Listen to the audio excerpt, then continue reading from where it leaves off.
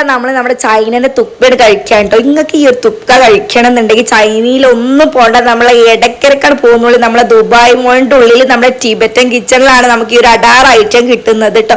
ഉള്ളിലോട്ട് കയറി നമ്മളൊരു ചൈനയിലോട്ടൊക്കെ കയറിയ പോലെ തന്നെ നല്ല അടിപൊളി ആംബിയൻസ് ആട്ടോ. വെറൈറ്റി ആയിട്ടുള്ള മെനുകൾ ഉണ്ട് ഇവിടെ.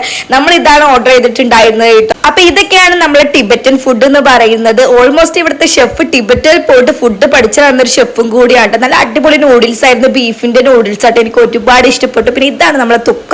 ഈ ഒരു സ്റ്റിക്ക് എങ്ങനെ പിടിക്കണം എന്ന് എനിക്ക് അറിയില്ല കേട്ടോ. ചൈനക്കാർ കണ്ട് എന്നെ ഓടിച്ചിട്ട് അടിക്കും. പിന്നെ ഇതിലുള്ള ഈ ഒരു സൂപ്പ് എനിക്ക് ഒരുപാട് ഇഷ്ടപ്പെട്ടു. നല്ല അടിപൊളി ടേസ്റ്റ് ആയിരുന്നു കേട്ടോ. പിന്നെ ഫ്രൈഡ് മോമോസ് ഉണ്ടായിരുന്നു, അതൊക്കെ ഒന്നിനൊന്നിന് ബെറ്റർ ആയിരുന്നു കേട്ടോ. പിന്നെ നമ്മൾ രണ്ട് മോജിയിട്ട് ഇടയ്ക്കിടയ്ക്ക് വായ നനയ്ക്കാൻ വേണ്ടിയിട്ട് പറഞ്ഞിട്ടുണ്ടായിരുന്നു.